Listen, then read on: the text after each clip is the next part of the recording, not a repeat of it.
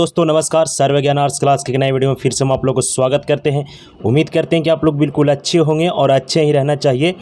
तो आज हम क्लास 12th हिस्ट्री का जो है आपका पहला चैप्टर जो सिंधु घाटी सभ्यता या तो हड़प्पा सभ्यता के नाम से जानते हैं, उस चैप्टर से हमने आपका इसमें 43 ऑब्जेक्टिव प्रश्न को लेकर आया है, जो आपका 2025 में आपका जो बिहार बोर्ड का परीक्षा होगा उसमें बहुत ही महत्वपूर्ण होने वाला है। चैनल पर नए होंगे तो सब्सक्राइब कर लीजिएगा, वीडियो को लाइक कर लीजिएगा, अपने दोस्तों में भी शेयर कर दीजिएगा ताकि उनको भी इस ऑब्जेक्टिव प्रश्न से कुछ आसानी हो जाए 2025 के बिहार बोर्ड में। तो देख सकते हैं कि यहाँ हम ज़्यादा टाइम बर्बाद नहीं करेंगे और आपका पहला ऑब्जेक्टिव प्रश्न लेकर हाजिर हुए हैं, जिसमें आपका पहला प्रश्न कह रहा है कि हड़प्पा सभ्यता की मुहरें किस चीज़ की बनी होती है। कमेंट बॉक्स में कमेंट करके भी आप जानकारी दीजिएगा। तो इसका सही और करेक्ट आंसर हो जाएगा आपका, इसमें आपका सेल खड़ी हो जाएगा। ऑप्शन डी इसका बिल्कुल सही और करेक्ट आंसर हो जाएगा, क्योंकि हड़प्पा सभ्यता के जितने भी मुहर बनी हुई थी वो सब सेल खड़ियाँ की बनी हुई होती थी। चलिए दूसरा प्रश्न देखते हैं। दूसरा प्रश्न इसमें कह रहा है आपका कि बनावली जो है इसे किस राज्य में स्थित है। तो बनावली जो है इसे आप लोग को पढ़ाया गया होगा, यह है आपका ऑप्शन नंबर बी, यानी हरियाणा राज्य में ये स्थित था बनावली। ऑप्शन नंबर ए इसका बिल्कुल सही आंसर हो जाएगा। 2 नंबर प्रश्न देखिए, बहुत इंपॉर्टेंट प्रश्न है इसमें। 2 नंबर प्रश्न है कि लोथल किस नदी के किनारे स्थित था। तो लोथल आपको पता होगा कि लोथल जो है इसे भोगवा नदी के किनारे स्थित था और यह आपका गुजरात राज्य में स्थित था। कहाँ? गुजरात राज्य में स्थित था। कौन? तो लोथल। लोथल किस नदी के किनारे हो गया प्यारे स्टूडेंट? तो हो गया आपका भोगवा नदी के किनारे। ऑप्शन सी इसका बिल्कुल सही और करेक्ट आंसर है। चलिए 4 नंबर प्रश्न देखते हैं। कहता है इसमें, कहता है सिंधु घाटी के निवासी जो थे वह किस धातु को का ज्ञान नहीं था, यानी सिंधु वासियों को किस धातु का ज्ञान नहीं था। तो इसका सही और करेक्ट आंसर क्या हो जाएगा? इसका सही और करेक्ट आंसर हो जाएगा आपका लोहा। क्या हो जाएगा? लोहा। लोहा का इनके पास ज्ञान नहीं था। हालांकि ऐसा नहीं है कि लोहा नहीं होगा, लोहा होगा, लेकिन लोहा के बारे में नहीं जानता था उन लोग। चलिए अगला प्रश्न देखते हैं। 5 नंबर प्रश्न कह रहा है इसमें कि हड़प्पा सभ्यता किस युग की सभ्यता है। तो हड़प्पा सभ्यता को आप लोगों को पता होगा कांस्ययुगीन सभ्यता भी कहते हैं, ताम्रपाषाण युग भी कहा जाता है इनको।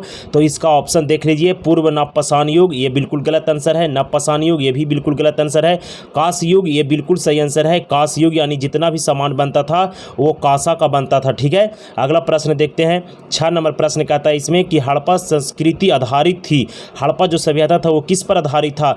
तो व्यापार पर, कृषि पर, पशुपालन या शिकार पर। तो आप लोगों ने पढ़ा होगा, तो इसका सही आंसर हो जाएगा ऑप्शन नंबर ए, व्यापार पर आधारित था। जबकि वैदिक सभ्यता जब पढ़ने के लिए मिलेगा तो वो आपका कृषि सभ्यता था। ठीक है, अगला प्रश्न देखते हैं। 7 नंबर प्रश्न, और देखिए यहाँ पे लिख दिए हैं कि जो पढ़ो वही जो बोर्ड एग्जाम में आए। आप लोग को वही पढ़ना है जो आपका बिहार बोर्ड में आपका पूछा जाए प्रश्न। ठीक है प्यारे स्टूडेंट, वीडियो पर नए होंगे तो सब्सक्राइब चैनल को जरूर करिएगा, वीडियो को लाइक करिएगा, अपने दोस्तों में भी शेयर करिएगा।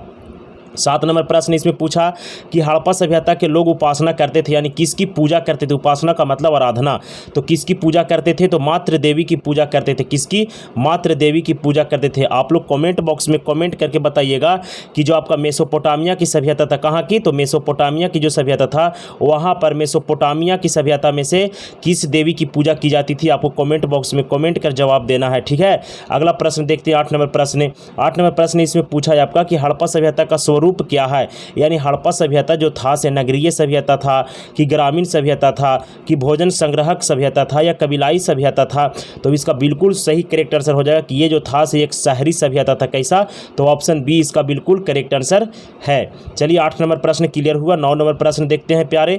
9 नंबर प्रश्न कह रहा है इसमें कि हड़प्पा सभ्यता का सबसे बड़ा नगर कौन था। तो सिंधु घाटी सभ्यता या हड़प्पा सभ्यता में बहुत सारे नगर थे, जिनमें से सबसे बड़ा नगर जो था से मोहनजोदड़ो था। कौन? तो मोहनजोदड़ो। ऑप्शन बी इसका बिल्कुल सही और करेक्ट आंसर हो जाएगा। 10 नंबर प्रश्न देखते हैं। कहता है इसमें कि हड़प्पा सभ्यता के सर्वप्रथम खोज की थी। तो हड़प्पा सभ्यता को सर्वप्रथम खोज किसने किया? तो दयाराम साहनी ने किया था। किसने? राय बहादुर दयाराम साहनी इसका पूरा नाम है। ऑप्शन बी इसका बिल्कुल करेक्ट और सही आंसर है बाबू। अगला प्रश्न देखते हैं। 11 नंबर प्रश्न कहता है इसमें कि हड़प्पा किस नदी के किनारे बसा हुआ था। इतना मस्त मस्त प्रश्न इसमें लाए हैं जो आपका दिल खुश कर देगा। केवल वीडियो को लास्ट तक जरूर देखिएगा और ये आपको कॉपी में भी उतारना है। ठीक है, अब हम चैप्टर वाइज चैप्टर प्रत्येक चैप्टर का हर एक सब्जेक्ट का आपको ऑब्जेक्टिव प्रश्न लेकर आएंगे। और आप कमेंट बॉक्स में कमेंट करके बताइएगा कि अगला जो टॉपिक होगा किस पर हम बनाएं वीडियो। आप जब कमेंट और लाइक करते हैं तो हमें मोटिवेट मिलता है वीडियो बनाने के लिए। चलिए 11 नंबर प्रश्न क्या कह रहा है बाबू, कहता है कि हड़प्पा की किस नदी के किनारे स्थित है। तो हड़प्पा जो था से रावी नदी के किनारे बसा हुआ था। कहाँ? रावी नदी के किनारे, ये भी पाकिस्तान में था। ठीक है बाबू। अगला प्रश्न 12 नंबर प्रश्न देखिए, कहता है इसमें कि हड़प्पा सभ्यता की सबसे महत्वपूर्ण विशेषता क्या थी। तो हड़प्पा सभ्यता के जो लोग थे उसके पास विशेषता क्या था, तो वो नगर योजना यानी नगर को बनाने में बहुत माहिर थे। और वास्तुकला, जो मकान होता था वो डिजाइन वाला मकान होता था। वास्तुकला का मतलब होता है डिजाइन वाला मकान, जिसको इंजीनियर जैसे हम लोग घर बनाते हैं तो उसका वास्तुकला शास्त्र की पढ़ाई किया हुआ रहता है, जो घर का नक्शा निकालता है। ठीक है। तो हड़प्पा नगर के जो लोग थे वह नगर योजना और वास्तुकला में बहुत माहिर थे, इसलिए इसका बिल्कुल सही और करेक्ट आंसर हो जाएगा ऑप्शन नंबर ए। अगला प्रश्न देखते हैं 13 नंबर प्रश्न। 13 नंबर प्रश्न कहता है इसमें कि हड़प्पा सभ्यता का प्रशासन था। तो हड़प्पा सभ्यता का कैसा प्रशासन था? क्या राजतंत्रात्मक था? तो गलत बात है। लोकतंत्रात्मक था, ये भी सही गलत बात है। नगर पालिका था, ये सही बात है। तो नगर पालिका था वहाँ के प्रशासन। कैसा? नगर पालिका। हड़प्पा सभ्यता का प्रशासन जो था से किस प्रकार का था? नगर पालिका सभ्यता था। 14 नंबर प्रश्न देखिए, कहता है इसमें कि हड़प्पा सभ्यता के पतन का क्या कारण है। कोई भी व्यक्ति हो, चाहे कोई भी समाज हो, चाहे कोई भी सभ्यता हो, कभी न कभी उसका पतन होगा। पतन का मतलब खात्मा होता है। तो देखिए इसमें हड़प्पा सभ्यता के पतन का मुख्य कारण क्या था। तो इसमें 3 कारण बताया गया है। विदेशी आक्रमण, ये भी माना गया, कुछ विद्वानों का मानना था कि विदेशी लोगों ने आक्रमण कर दिया जिसके कारण हड़प्पा सभ्यता की पतन हो गई। प्राकृतिक कारण ये भी था, मानवीय कारण ये भी था। इसका सही आंसर हो जाएगा उपयुक्त, इसमें से सभी आंसर इसका बिल्कुल करेक्ट हो जाएगा। नेक्स्ट प्रश्न 15 नंबर है, कहता है इसमें कि हड़प्पा सभ्यता के स्थल में से स्त्री के गर्भ से पौधा निकलता हुआ दिखाई दिया था। तो कहाँ से, किस नगर से मिला था ऐसा जिसमें स्त्री के गर्भ से पौधा निकलता हुआ दिखाया गया। तो ये निकला था आपका मोहनजोदड़ो से। कहाँ से? मोहनजोदड़ो। ऑप्शन सी इसका बिल्कुल करेक्ट और सही आंसर हो जाएगा। ठीक है। 15 नंबर प्रश्न आपका कंप्लीट हो गया। इसके बाद 16 नंबर प्रश्न देखते हैं, कहता है सिंधु घाटी सभ्यता के स्थलों में सर्वप्रथम किस स्थल का उत्खनन हुआ था। तो आपको पता होगा कि सिंधु नदी किनारे बसा शहर को सिंधु घाटी सभ्यता कहा गया, लेकिन उस सिंधु घाटी सभ्यता में जो सर्वप्रथम स्थल मिला था वो था आपका हड़प्पा। क्या था बाबू? हड़प्पा नगर था। इसीलिए सिंधु घाटी सभ्यता को हड़प्पा सभ्यता के भी नाम से जाना जाता है। ऑप्शन ए इसका बिल्कुल सही और करेक्ट आंसर है। 17 नंबर प्रश्न देखिए, कहता है इसमें कि सिंधु घाटी सभ्यता जो है यानी सिंधु सभ्यता में गोदीवाड़ा का प्रमाण कहाँ से मिला। बहुत इंपॉर्टेंट क्वेश्चन, छाप लीजिए, आपका दिमाग में इसको याद कर लीजिए, एकदम भेजा में घुसा लेना है बाबू कि गोदीवाड़ा का साक्ष्य या प्रमाण कहाँ से मिला। तो लोथल से मिला था। कहाँ से? लोथल से। ऑप्शन ए इसका बिल्कुल सही और करेक्ट आंसर हो जाएगा। इसको भूलना नहीं है कोई कीमत पर नहीं। आप पीछे सेट उठा के देखिएगा तो कई मरतबे बिहार बोर्ड में ये क्वेश्चन को पूछा गया है। अगला प्रश्न 18 नंबर, सिंधु घाटी जो है सिंधु सभ्यता जो है वह किस स्थल की से सूती कपड़े के साक्ष्य मिला, यानी किस सिंधु स्थल से सूती कपड़े का साक्ष्य मिला।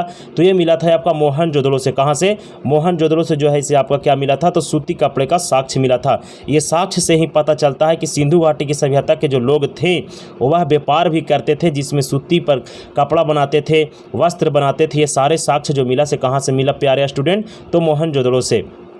19 नंबर प्रश्न देखिए, मोहनजोदड़ो का उत्खनन किसने किया था। तो मोहनजोदड़ो का उत्खनन किया था तो किसने किया था। तो मोहनजोदड़ो का उत्खनन किया था आपका इसमें आर.डी. बनर्जी। किसने? आर.डी. बनर्जी। इसका पूरा नाम है आपका आर.डी. बनर्जी का राखल दास बनर्जी। क्या नाम है? राखल दास बनर्जी नाम है। राखल दास बनर्जी आपको याद रखना है। राखल दास बनर्जी होता है आर.डी. बनर्जी का मतलब। 20 नंबर प्रश्न कहता है इसमें कि मोहनजोदड़ो किस नदी के किनारे बसा हुआ था। तो मोहनजोदड़ो किस नदी के किनारे बसा हुआ था। तो मोहनजोदड़ो जो था वह सिंधु नदी के किनारे बसा हुआ था। किस नदी किनारे? सिंधु नदी किनारे। ऑप्शन ए इसका बिल्कुल सही और करेक्ट आंसर हो जाएगा। चलिए 21 नंबर प्रश्न पर चलते हैं हम लोग। कहता है मोहनजोदड़ो किस भाषा का शब्द है। मोहनजोदड़ो जो है ये भी बहुत इंपॉर्टेंट प्रश्न है। ऐसा ही प्रश्न आपका बिहार बोर्ड पूछता है आपका एग्जाम में, और आपका इस प्रश्न को याद रखना है। आपको पीछे नहीं भागना है। जब भी आए, सेट में भी आए, बिहार बोर्ड के जब परीक्षा देने के लिए जाइएगा वहाँ आए तो आपको याद आ जाएगा कि सर्व ज्ञान आर्ट्स क्लास के चैनल पर हम ये वीडियो को देखे थे और वहाँ से हमारा 1 नंबर प्लस चला गया। चलिए मोहनजोदड़ो किस भाषा का शब्द है। तो सिंधी भाषा का शब्द है। किस भाषा का? सिंधी। ऑप्शन बी इसका बिल्कुल सही आंसर है। 22 नंबर प्रश्न देखिए, लोथल कहाँ स्थित है? तो लोथल जो है इसे कहाँ स्थित है, किस राज्य में स्थित है? तो लोथल गुजरात में स्थित है। कहाँ? गुजरात में। इसके पहले हमने बताया ना आपको कि गुजरात में स्थित है लोथल, और वो लोथल जो है इसे भोगवा नदी के किनारे बसा हुआ है। सही आंसर क्या हो जाएगा बाबू? तो ऑप्शन नंबर ए इसका बिल्कुल सही आंसर हो जाएगा। 23 नंबर प्रश्न देखिए, कहता है प्राचीन इतिहास का निर्माण किया है। तो प्राचीन इतिहास का निर्माण जो है इसे किया है तो किस पर उसका आधारित है? तो साहित्य स्रोतों के आधार पर, यानी जितना भी साक्ष्य मिला है उसी के आधार पर हम प्राचीन इतिहास के बारे में जानकारी जुटा पाते हैं। इसके बाद है आपका विदेशी यात्रियों का विवरण। विदेशी लोग विदेश से आए भारत में और यहाँ आके उनको किताब लिखा गया, यात्रा वृत्तांत लिखा गया, उससे जानकारियाँ मिलता है कि भारत में ऐसा ऐसा इतिहास था। पुरातत्व अवशेषों के आधार पर बहुत सारे अवशेष है जो मिले हैं, जैसे आपका हाथी के दांत वगैरह मिला है कहाँ से, घोड़े की माथा कहाँ से मिला है, इसके बाद सिक्का कहाँ से मिला है, सिक्का मिला। ये सारे चीज़ को जब साक्ष्य मिलता है उससे पता चलता है कि इतिहास जो है इसे बहुत पुराना है भारत का।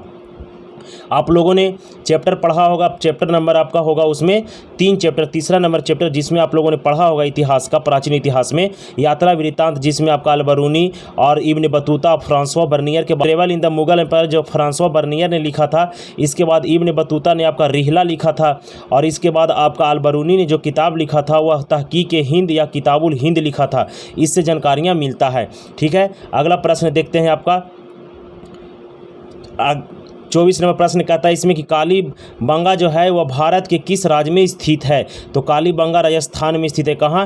राजस्थान में कालीबंगा स्थित था। सही आंसर हो गया आपका सी।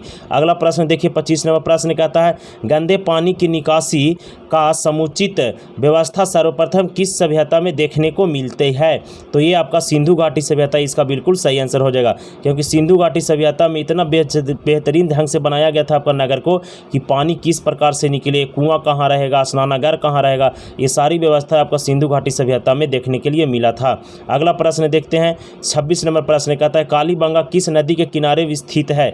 तो कालीबंगा किस नदी किनारे अवस्थित है? तो सरस्वती नदी किनारे स्थित है। कालीबंगा आपका राजस्थान में है। ठीक है, ऑप्शन डी इसका बिल्कुल सही आंसर हो जाएगा। 27 नंबर प्रश्न कहता है इसमें कि सिंधु घाटी सभ्यता यानी सिंधु सभ्यता का बंदरगाह नगर कौन है? यानी सिंधु घाटी सभ्यता को वह नगर कौन था जहां पर बंदरगाह था? तो आपका बंदरगाह वाला जो नगर होगा वो आपका ऑप्शन डी इसका बिल्कुल सही हो जाएगा, क्योंकि लोथल में एक बंदरगाह मिला था जहां से सब व्यापारी होता था। अगला प्रश्न देखते हैं 28 नंबर कहता है सिंधु सभ्यता में नर्तकी की मूर्ति कहाँ से मिली है? यानी नाचती हुई नर्तकी की मूर्ति जो है जो कहाँ से मिला? तो ये मिला था आपका मोहनजोदड़ो से। कहाँ से? मोहनजोदड़ो। ऑप्शन ए इसका बिल्कुल सही और करेक्ट आंसर हो जाएगा। अगला प्रश्न देखिए 29 नंबर प्रश्न इसमें पूछ दिया कि सिंधु सभ्यता का किस देश के साथ व्यापारिक संबंध नहीं था? तो चीन के साथ, एकदम याद रखना है, चीन के साथ आपका जो है से व्यापारिक संबंध इसका नहीं था। किसको? सिंधु घाटी सभ्यता। बाकी मेसोपोटामिया के साथ था, ईरान के साथ था, अफगानिस्तान के साथ था, लेकिन चीन के साथ नहीं था। 30 नंबर प्रश्न कहता है सिंधु वासियों के प्रमुख देवता कौन थे? सिंधु वासी के प्रमुख देवता कौन थे? तो पशुपति महादेव थे। कौन? पशुपति महादेव। ऑप्शन सी इसका बिल्कुल सही आंसर हो जाएगा। वो आपका पशुपति महादेव जो थे वह सिंधु वासियों के प्रमुख देवता के रूप में थे। अगला प्रश्न देखिए 31 नंबर प्रश्न।